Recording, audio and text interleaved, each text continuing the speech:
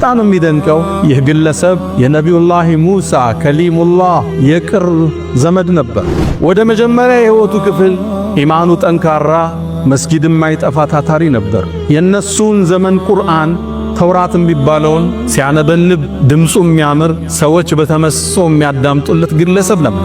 ወደ ኋላ ግን ዱንያ ተከፈተችለት፣ ደንበርን አለፈ፣ መጥፊያውም ሆነ። ወርቁ፣ አልማዙ፣ ብሩ የሀብት ክምችት ሰጠነዋል።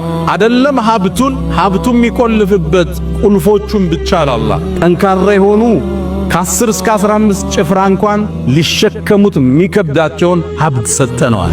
አንድ ሰው አላህ ሀብት ሰጥቶት ካልተጠቀመበት ነው አላህ የሚጠይቀው። አላህ ለባሮቹ የሰጠውን ጸጋ ሊያይባቸው ይፈልጋል። ወላ ትንሳ ነሲበከ ሚነ ዱንያ እንዳለ ሁሉ ወአሕሲን ከማ አሕሰነ አላሁ ኢለይክ። ይህን የመከሩት አላህ መልካም እንደዋለልህ አንተም መልካም ነዋል። መስጂድ ስራ፣ ድሆችን ደግፍ፣ ወገኖችን አቋቁም፣ ቤተሰቦችን እርዳ። ሪዝቅ የሚሰጠው አላህ ነው። ሲሳይ የሚከፍተው አላህ ነው። አዎ ሰበብ አድርሰ ሊሆን ይችላል፣ ደክመ አታትረ ሊሆን ይችላል። ካንተ በላይ የሚታትሩት ግን ያንተ ቅጥረኞች ናቸው። ኢነማ ኡቲቱሁ ዐላ ዒልምን ዒንዲ። ይሄ ዝም ብሎ የመጣ ብር መሰላል? በእውቀቴ እኮ ነው ደክሜ ወጥቼ ወርጄ አሰላስዬ ግንኙነት ፈጥሬ ኢንተርናሽናል ኔትወርክ ፈጥሬ የመጣ ብር እኮ ነው አለ። ዱንያ አላህ ዘንድ የትንኝን ክንፍ ልብ በሉ።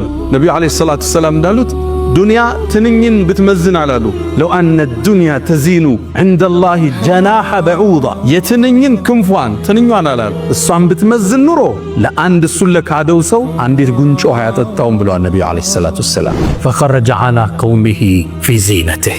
አንድ ቀን በኒ እስራኤሎች በሞሉበት አካባቢ ወርቁን አሰልፎ ጋርዶቹ አጅበውት አገልጋዮቹ ፊት ተሰልፈው ሚያምር ቢጫና ቀይ ልብስ ለብሰው የወርቅ ኮሮቻ ላይ ተቀምጦ ከቤተ መንግስቱ ወጣ። ሲያዩት የሚያምር ነበር፣ ግርማ ሞገስ የተሞላው። ልክ እሱ ሲወጣ ሙእሚኖቹ ከሁለት ተከፈሉ። ንዋይ ያጠቃቸው የዱንያ ፍቅር ያሸለፋቸው ያ ለይተለና ሚስለማ ኡቲየ ቃሩን፣ ምነው ለኛስ ቃሩን እንደተሰጠው እንዲህ ሀብት በኖረነ፣ ኢነሁ ለዙ ሐዝን ዐዚም፣ ትልቅ ዕጣ ላይ ነው ያለው አሉ። እነዛ ሙእሚኖቹ ዕውቀት የተሰጣቸው ግን ዞር አሉ። እንዴ እናንተ ምን ነካችሁ? ይሄ እኮ የዱንያ ተራ ጥቅም ነው፣ እባካችሁ አሏቸው። በዱንያ አትሸንገሉ።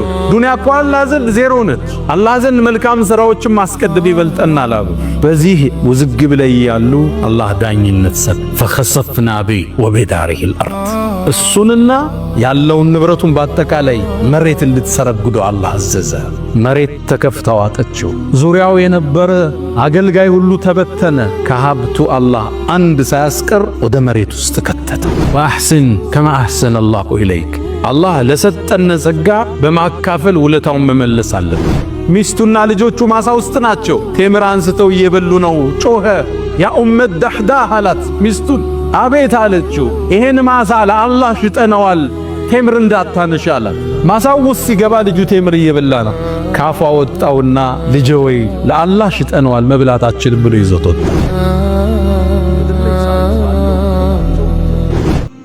ውድ ምእመናን፣ ኃያሉ አላህ የፍጥረት ዓለሙ ጌታ እሱ ነው። ባሮችንም ሲሳይን ይለግሳቸዋል። ለሻውም ሲሳይን ያሰፋል፣ ለሌላውም ይመጥናል። ሁሉ ነገር በእጁ ነው። ምድር ላይ ሰበቡን ሲሳዩን ደግሞ ሰማይ እሱ ዘንድ አድርጎታል። ወፊ ሰማይ ሪዝቁኩም። ታዲያ ዛሬ በዚህ መድረክ ላይ ቁርአን ያወሳውን ገንዘብ የሸነገለውን ሀብት ያታለለውን አንድ ግለሰብ እናነሳለን።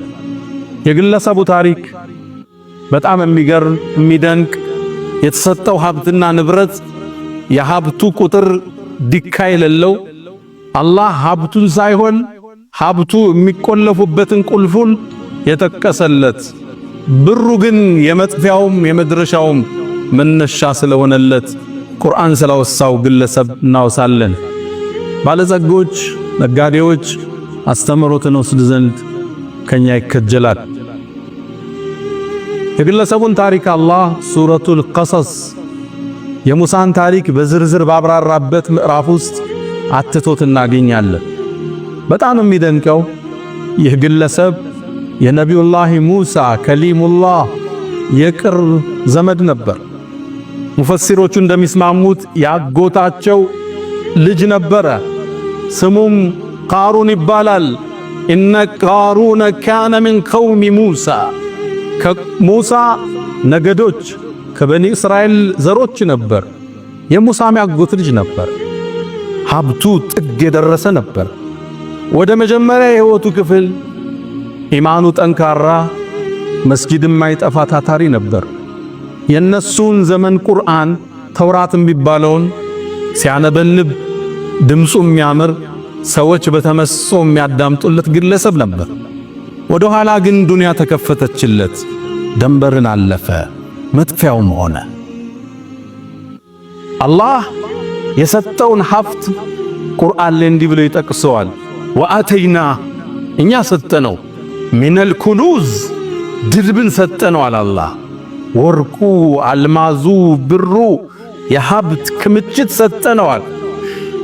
አደለም ሀብቱ የሚቆልፍበት ቁልፎቹን ብቻ አላህ ጠንካራ የሆኑ ከ10 እስከ 15 ጭፍራ እንኳን ሊሸከሙት የሚከብዳቸውን ሀብት ሰጠነዋል። ወአተይናሁ ሚነል ኩኑዝ ድልብን ሰጠነው። መፍቻው ብቻ ማ ኢነ መፋቲሐሁ ሚፍታህ መፋቲህ ማለት ሚፍታህ መክፈቻ የሚለው ብዙ ቁጥር ነው። የቁልፎቹ ብዛት ይላል ለተኑኡ የሚከብድ የሆነ ብልዑስበት ዑሉል ቁዋ በጣም ጠንካራ የሆኑ ወዛደሮች ቁልፉን እንኳን ሊሸከሙት 10-15 ነው የሚከብድን ሀብት ሰጥ። አንዳንዶቹ ቁልፉን ብቻ ይላሉ ሙፈሲሮች በ40 በቅሎ ነበር የሚጫና። ልብ ብላችሁ ቁልፉ ብቻ 40 በቅሎ ነበር የቃሩንን የሀብት መቆለቢያ ቁልፎች የሚሸከሙት። ይህን ሀብት አላህ ሰጠ። ፈበጋ ዐለይሂም በህዝቦቹ ላይ ደንበር አለፈ። በሀብቱ መኩራት ጀመረ። ወደ መልካም ነገር ሲጠሩት አሻፈረኝ ማለት ጀመረ። ያገኘው በእውቀቱ እንደሆነ ማሰብ ጀመረ። ታዲያ ደጋጎቹ አልተውትም። ቃሉ ላ ተፍራህ ትዕቢት የወጠረውን ደስታ አትደሰት አሉት። ኩራት የተሞላበትን ደስታ ተው። ኢነላህ ላ ዩሂቡል ፈሪሒን በትዕቢት ተወጥረው ደስታ ውስጥ የገቡትን አላህ አይወድምና ተው አሉት። ይህን ሲሉት ንብረትህን አትጠቀም ያሉት እንዳይመስለው ደግሞ ሚዛናዊ ትምህርትን ሰጡት። ወአሕስን ከማ አሕሰነ አላሁ ኢለይክ አላህ ለአንተ መልካምን እንደዋለ አንተም ለሌሎቹ መልካምን በመዋል ውለታህን ክፈል አሉት። ወላ ተንሰ ነሲበከ ሚነል ዱንያ አላህ ከሰጠ ጸጋ ደግሞ ዱንያዊ እጣ ፋንታህን አትርሳ አሉት። ብሩን ተጠቀምበት፣ ብራንድ ልበስ፣ ብራንድ መኪና ንዳ። እስልምና ሚዛናዊ እይታን ያለው አላሁመ አቲና ፊ ዱንያ ሐሰና ወፊል አኺረቲ ሐሰና ሁለት ክንፍ ነው የምንመርበት። አንድ ሰው አላህ ሀብት ሰጥቶት ካልተጠቀመበት ነው አላህ የሚጠይቀው። አላህ ለባሮቹ የሰጠውን ጸጋ ሊያይባቸው ይፈልጋል። ቢሊየነር ሆኖ ተራ መኪና ሲነዳ አላህ ማየት አይፈልግም። የእስልምና አቋም ይሄ። ለዛ ነው ነብዩ አለይሂ ሰላቱ ወሰላም አንድን ሰው አላህ የሰጠውን ጸጋ ሲጠቀምበት ሊያየው ይፈልጋል። ዩሂብ ነው የሚለው ሐዲሱ። ይወዳል በእንባሪያ ሲያየው። ሀብት ካለ ጥሩ ቤት ውስጥ ኑር፣ ጥሩ መኪና ንዳ፣ ብራንድ ልበስ። ግን ወላ ተንሳ ነሲበከ ሚነ ዱንያ እንዳለ ሁሉ ወአሕሲን ከማ አሕሰነ አላሁ ኢለይክ። ይህን የመከሩት አላህ መልካም እንደዋለልህ አንተም መልካም ነዋል። መስጂድ ስራ፣ ድሆችን ደግፍ፣ ወገኖችን አቋቁም፣ ቤተሰቦችን እርዳ። ወአሕሲን ከማ አሕሰነ አላሁ ኢለይክ። ደግሞም ይህን ስንልህ ብርህን ነጠቃ እንዳይመስልህ። ወላ ተንሰ ነሲበከ ሚነ ዱንያ ምድራዊ ጸጋህንም አትርሳ። ተዝናናበት፣ ብር የተሰጠ ለዛ። ወአማ ቢኒዕመቲ ረቢከ ፈሐድፍ የጌታን ጸጋ ተናገረው ተብሏል። ይታይብህ፣ ሰጭ መሆኑ አላህ ይታይ። በሰራው ፎቅ በምትኖርበት ቢላ ግን ደግሞ አካፍለህ ደር። ለዛ ነው ኢማሙ አቡ ሐኒፋ ሀብታም ነበሩ። ኢማሙ አቡ ሐኒፋ መስጂድ ሲገቡ የሽቷቸው ጠረን መስጊድ እንደገቡ አወል ሶፍ ያለ ሲያክ ነበር። ዘመናዊ ነገስታት የሚቀበቱን ሽቶ ነበር የሚቀበ። ኢማሙል አዕዘም የፉካሃዎቹ አባት እያንዳንዱ መዝሃብ የሳቸው ጥገኛ ነው የሚባልላቸው ነጋዴ ነበሩ። አንድ ልብስ ስለራሳቸው ሲወስዱ አንድ ልብስ ሰደቃ ይሰጣሉ ይባላል። ወላ ተንሰ ነሲበከ ሚነ ዱንያ ወአሕስን ከማ አሕሰነ አላሁ ኢለይክ ብለው መከሩት። ሊሰማ ግን ፍቃደኛ አይደለም። አንድን እኩይ ቃል መለሰላቸው። ቃለ ኢነማ ኡቲቱሁ ዐላ ዒልሚን ዒንዲ አላቸው። ይህን የምታዩትን ሀብት እኮ የተሰጠሁት በእውቀቴ ነው አላቸው። በቢዝነስ ጥበቤ፣ በግንኙነት ጥበቤ ሌት ተቀለፍቼ አሁን እንደሚባለው ስለ ሀብቱ ሲናገር ቻይና ወጥተን ዱባይ ተመላልሰን በረሃ ወርደን አርሰን ወርቅ ቆፍረን እኮ ነው ያመጣነው ዝም ብዬ መሰለ ይላል። አንተ አዲስ አበባ ነው ያለው፣ ያንተ ወርቅ ቆፋሪዎቹ ግን ገጠር ነው ያሉት። እነሱ ካንተ በላይ እየለፉን የሰጠህ አላህም ወአተይና ሰጠነው አላህ። አዎ ግንኙነትን ተጠቅመ ሊሆን ይችላል፣ ደክመ ሊሆን ይችላል። ካንተ በላይ የሚደክሙ ግን ሰራተኞች አሉ፣ ያንተን ያህል ሪዝቅ የላቸው። ሪዝቅ የሚሰጠው አላህ ነው፣ ሲሳይ የሚከፍተው አላህ ነው። አዎ ሰበብ አድርሰ ሊሆን ይችላል፣ ደክመ አታትረ ሊሆን ይችላል። ካንተ በላይ የሚታትሩት ግን ያንተ ቅጥረኞች ናቸው። ኢነማ ኡቲቱሁ ዐላ ዒልሚን ዒንዲ። ይሄ ዝም ብሎ የመጣ ብር መሰላል? በእውቀቴ እኮ ነው ደክሜ ወጥቼ ወርጄ አሰላስዬ ግንኙነት ፈጥሬ ኢንተርናሽናል ኔትወርክ ፈጥሬ የመጣ ብር እኮ ነው አለ። አላህም ተቆጣበት። እችን ያዘበት አላህም አስከትሯል። አያቅም እንዴ እኛ ከሱ በፊት ከሱ በላይ ሀብትና ከሱ በላይ አቅም የነበራቸውን ሰዎች እንደደመሰስነ አልሰማም እንዴ አለ አላህ አስከትል። ከዛም አንዴ የጥፋቱ ቀን ተገለጠ። ፈኸረጀ ዐላ ቀውሚሂ ፊ ዚነቲህ። አንድ ቀን በኒ እስራኤሎች በሞሉበት አካባቢ ወርቁን አሰልፎ ጋርዶቹ አጅበውት አገልጋዮቹ ፊት ተሰልፈው ሚያምር ቢጫና ቀይ ልብስ ለብሰው የወርቅ ኮሮቻ ላይ ተቀምጦ ከቤተ መንግሥቱ ወጣ። ሲያዩት የሚያምር ነበር፣ ግርማ ሞገስ የተሞላው። ፈኸረጀ ዐላ ቀውሚሂ ወደ ህዝቦቹ ወጣ። ይሄ ሁሌ የሚያረገው ነው። ወጥቶ ሀብቱን አሳይቶ ጉራውን ነፍቶ ይመለሳል ሁሌ። በዚህ ጊዜ ግን አላህ ሊያልፈው አረፈለከ። ልክ እሱ ሲወጣ ሙእሚኖቹ ከሁለት ተከፈሉ። ንዋይ ያጠቃቸው የዱንያ ፍቅር ያሸለፋቸው ያ ለይተለና ሚስለማ ኡቲየ ቃሩን፣ ምነው ለኛስ ቃሩን እንደተሰጠው እንዲህ ሀብት በኖረነ፣ ኢነሁ ለዙ ሐዝን ዐዚም፣ ትልቅ ዕጣ ላይ ነው ያለው አሉ። ኢማናቸው ተንሸራተተ።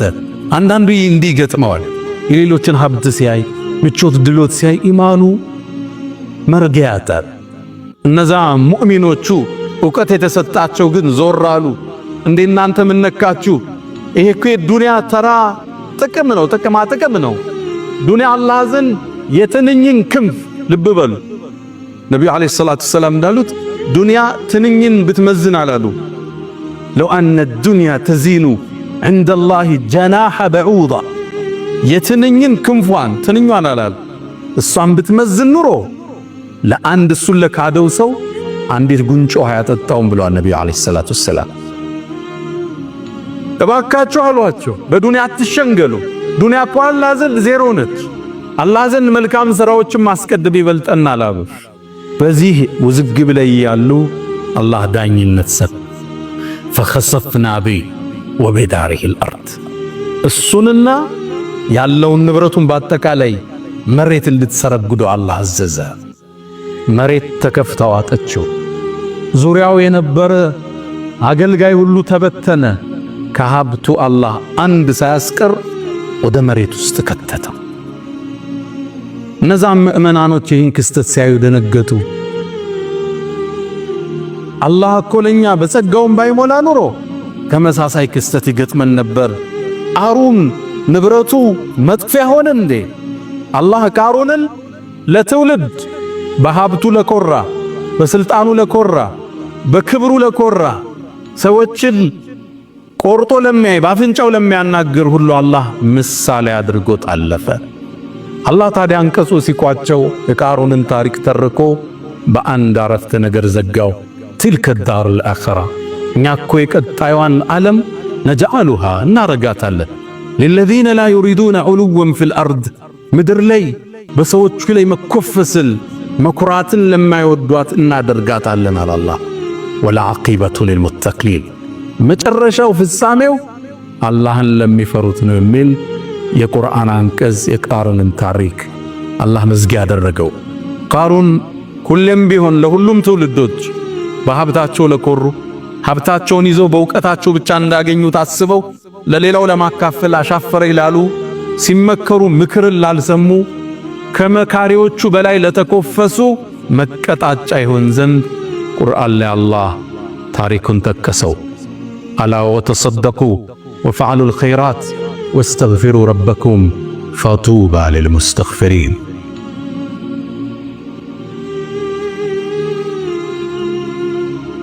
አልሐምዱሊላህ ዐላ ኢሕሳኒህ ወሽክሩ ለሁ ዐላ ተፈዱሊህ ወምትናኒህ ወላ ኢላሃ ኢለላህ ተዕዚመን ሊሻኒህ ወሰለላሁ ወሰለመ ወባረከ ዐላ ረሱሊህ ወኢኽዋኒህ። አማ በዕድ ውድ ምእመናን አላህ የጠቀሰልን ታሪክ በርካታ አስተምሮቶች ይወጣበታል።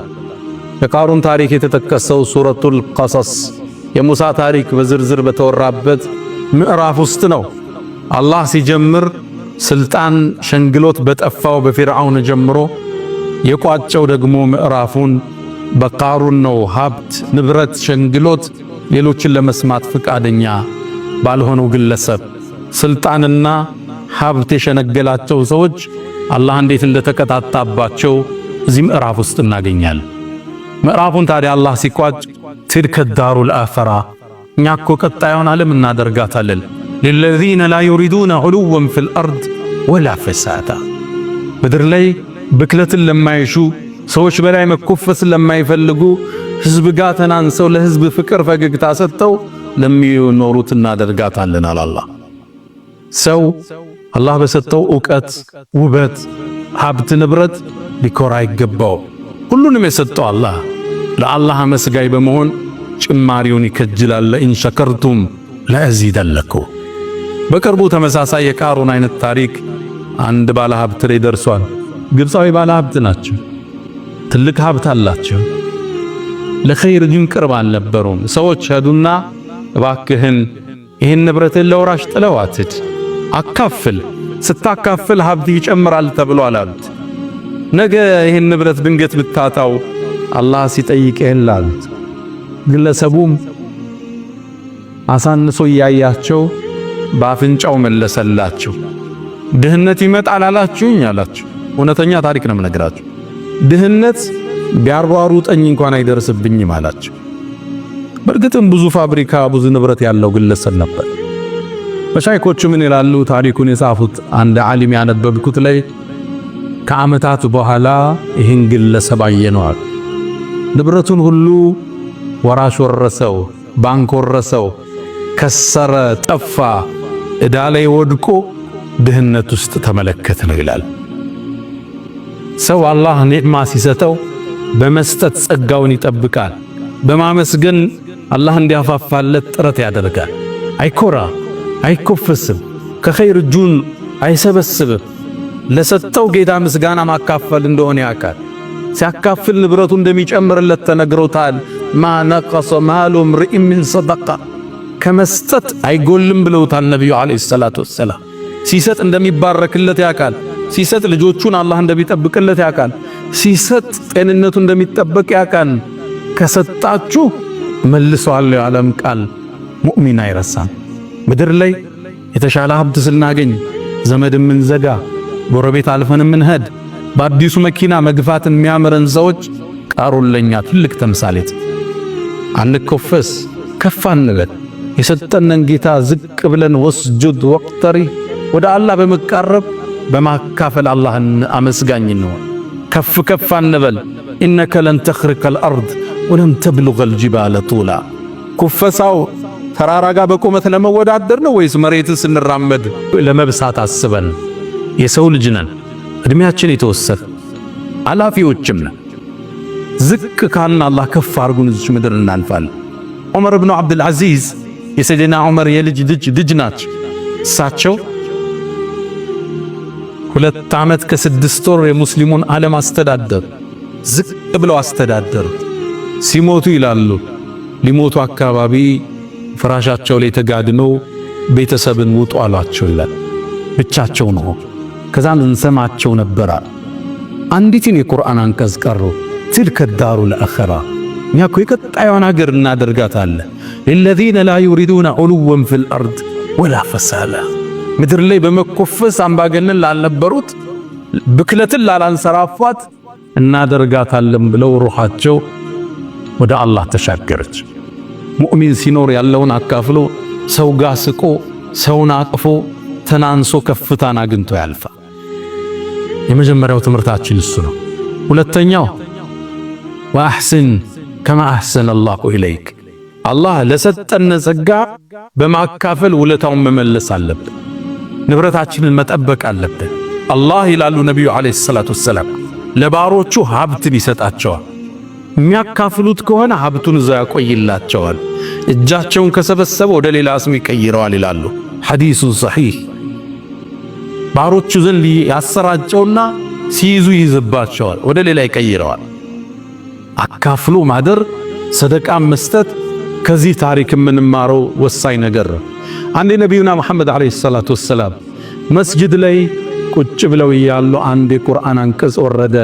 ለን ተናሉል ቢራ ሐታ ቱንፊቁ ሚማ ትሕቡን እናንተ እኮ ጀነትን የመልካም ሥራ ምንዳችሁን አታገኙም ይላል አንቀጹ። ሐታ ቱንፊቁ ሚማ ትሕቡን ከምትወዱት ነገር እስክትሰጡ ድረስ ይላል። ይህን አንቀጽ አቡ ዳህዳህ የሚባለው ታላቁ ሰሃባ ሰማ። ወደ ነቢዩ መጣ። የአላህ መልእክተኛ ቁርአን ሰማሁት፣ ከምንወደው ነገር ካልሰጠነ የመልካም ነገር ምንዳችንን አናገኝም እንዲህ አላቸው። አንቀጹ እንደዛ ነው የሚለው። ከዛም የአላህ መልእክተኛ የኔን ማሳ ታውቁት የምወደውን አላቸው። የቱ ነገራቸው። ውብ ማሳ ነበረ። 600 በላይ የቴምር ዛፍ የያዘ የራሱ ምንጭ ያለው ማሳው ውስጥ አገልጋዮች ያሉበት የሚያፈራ ነቢዩም ዓለይሂ ሰላቱ ወሰላም እዛ ማሳ እየገቡ ውሃ ይጠጡ ነበር። ውሃውም ጣፋጭ ነው ብለው የተናገሩለት ማሳ ነበረው። የአላህ መልእክተኛ እምወደው ንብረቴ ነው ለአላህ ሰጥቻቸዋለሁ አለ። ለአላህ ሰጠ። ይህን ንብረቱ ለአላህ በጀነት ለውጦ ከቤት ከመስጊድ ሲወጣ ሚስቱና ልጆቹ ማሳ ውስጥ ናቸው። ቴምር አንስተው እየበሉ ነው። ጮኸ። ያ ኡመት ዳህዳህ አላት ሚስቱን። አቤት አለችው። ይሄን ማሳ ለአላህ ሽጠነዋል፣ ቴምር እንዳታነሽ አላት። ማሳው ውስጥ ሲገባ ልጁ ቴምር እየበላ ነው። ካፏ ወጣውና ልጄ ወይ ለአላህ ሽጠነዋል መብላታችን ብሎ ይዞት ወጣ። ምድር ላይ ሳሉ ባለው ንብረታቸው የአላህን ውዴታ አግኝተው ጀነትን አረጋግጠው ፈርመው የተሻገሩ የአላህ ባሮች አሉ። ወአሕስን ከማ አሕሰነ አላሁ ኢለይክ ስንነግድ ትርፍ ሲመጣ ከዘካው ውጭ ካለው ራሱ ከትርፉ ይህን ፐርሰንት ለአላህ ብንሰጥ የሙእሚን አቋም። በቅርብ አንድ ወዳጄ ጋር እያወራን ለሆነ ብር ሰደቃ ብር ተፈለገና ወማከርኩት። ቆይ እስኪ ከዘካዬ ውጭ ከስራዬ ለአላህ ማስቀምጠው ፐርሰንቴጅ አለ ስንት እንደሆነ አይቼ ልንገርህ አለ። አየናም የሰደቃው ስራ ላይ ተሳተፈ። ብሩን ልኮ ምን ሰራው ንግድ ውስጥ ከዘካችን ውጭ ለአላህ ምን ነው ይፈልጋል ሌላ። እኔ አንድ ወዳጅ አለኝ ዘካውን 10% የሚያወጣ ዘካው 2.5% ነው የምናወጣው 2.5 10 የሚያወጣ ነው ያቃር እኛ ውስጡ ነው። የአላህ ደጋግ በሮችን ታገኛላችሁ ስፈትሿቸው። ሀብት ጥቅሙ ምንድነው? ራት እኮ 20 ሺህ ብር ራት አንበላ። ትንሽ ካዝከ በኋላ ልታካፍለው ብቻ ለሌላው ልትኖርለት ብቻ። ሌላ ከቃሩን የምንማረው ትምህርት እንደምታውቁት ቃሩን የሙሳ ያጎት ልጅ የታላቁ አላህን ያናገረው ነብይ ያጎት ልጅ። አንዳንዴ እንዲህ አይነት የቅርብ ዘመድ የመስመርህ እንቅፋት የጉዞህ እክል ሊሆን ይችላል። ከፊርዓውን ጋር አብሮ ሙሳን አዛ ያደርግ ነበር ቃሩን። ይህን ሀብቱን ተጠቅሞ የሙሳ የቅርብ ዘመድ የቅርብ ወዳጅ ሆኖ ታዲያ አንዳንዴ ይሄ ነገር በህይወት ቢከሰት እንደይገርም ልክ እንደ ሙሳ ሁሉ ነቢዩም ዓለይሂ ሰላቱ ወሰላም አጎታቸው አቡ ለሃብ ምን ያህል እንዳስቸገራቸው ታውቃለህ? ተበት የዳ አቢ ለሃብ ወተብ አፋ ብሎ አላህ ያወጀበት። አሊያም ሌላ ጊዜ ከጎና ቅፋት ምተኛ ባለቤትህ የመስመር እንቅፋት ትሆን ትችላለች። ልክ የሉጥና የኑህ ሚስት ከነሱ ተቃርነው እንደቆሙና ጥፋት ውስጥ እንደገቡት ሁሉ ሌላ ጊዜ አብረው የተወለዱት የአብራክ ክፋይ ካንተ መስመር ተጻራሪ ሊቆሙ ይችላሉ። ልክ እንደ ነቢዩላህ ዩሱፍና እንደ ወንድሞቹ ኢነ አባና ለፊ ضلال ሙቢን ያሉ ወንድማቸውን ጉድጓድ ውስጥ ለመክተት ርህራሄ ያልነበራቸው እቅቱሉ ዩሱፍ አው ጥራሁ ወይ ንግደለው ብለው ወንድማቸው ላይ ሴራ ያወጡ። አንዳንዴ ሸይጣን መሃል ይገባልና እንደ አይነት ነገሮች ቤተሰብህም ውስጥ ሊከሰት ይችላል። ይህን ስታይ አትደንግጥ። ዝምድናህን ለመቀጠል ጥረት አድርግ። በሶብር ነገራቶችን ለፋቸው። ከጨለማ በኋላ ብርሃን መምጣቱ አይቀርም። የቅርብ ዘመድ እርግጥ ሲዞልምህ ህመሙ ከሌላ የበለጠ ይበረታል። ወظልሙ ዘዊል ቁርባ አሸዱ መዳደተን ሚልት ህመሙ ተወርሮ ከሚወጋህ ጦር በላይ ያማል። ምታቀው ሰው ሊያግዝህ ይገባል ምትለው ሰው ከጎን ሲርቅ ተቃራኒ ስቆም ያማል። ግን ህይወት ላይ ሊከሰት እንደሚችል ሰብ የተሻለ ነገር አንተ ሀብት ስትዝ ወይም የተሻለ ነገር ላይ ስትሆን የሆኑ ስሜቶች ሸይጣን መሃል ይፈጥራል። ለዛ ነው ነቢዩላህ ዩሱፍ ወንድሞቻቸውን አፉ ሲሉ በእኔና በወንድሞቼ መሃል ሸይጣን ካለያየን በኋላ ያሉት ያ መን ትሕቡነ ነቢየ ሙሐመዳ ሰሉ ዐለይሂ ወሰሊሙ ጡለል መዳ ፈሰላቱኩም ወሰላሙኩም ኑረን ለኩም ቢአምሲኩም ወፊ የውሚኩም ወለኩም ገዳ ኢነላሃ ወመላኢከተሁ ዩሰሉነ ዐለን ነቢይ ያ አዩሀለዚነ አመኑ ሰሉ ዐለይሂ وسلموا تسليما اللهم صل على محمد وعلى آل محمد كما صليت على إبراهيم وعلى آل إبراهيم وبارك اللهم على محمد وعلى آل محمد كما باركت على إبراهيم وعلى آل إبراهيم في العالمين إنك حميد مجيد اللهم أعز الإسلام والمسلمين وأذل الشرك والمشركين ودمر اللهم أعداءك أعداء الدين اللهم إنا نعوذ بك من زوال نعمتك وتحول عافيتك وفجاءة نقمتك وجميع سخطك يا أرحم الراحمين اللهم إنا نعوذ بك من جهد البلاء ودرك الشقاء وسوء القضاء وشماتة الأعداء اللهم حبب إلينا الإيمان وزينه في قلوبنا وكره إلينا الكفر والفسوق والعصيان وجعلنا من الراشدين اللهم إنا نسألك العفو والعافية والمعافاة الدائمة في الدين والدنيا والآخرة اللهم ربنا آتنا في الدنيا حسنة وفي الآخرة حسنة وقنا عذاب النار ألا فأقم الصلاة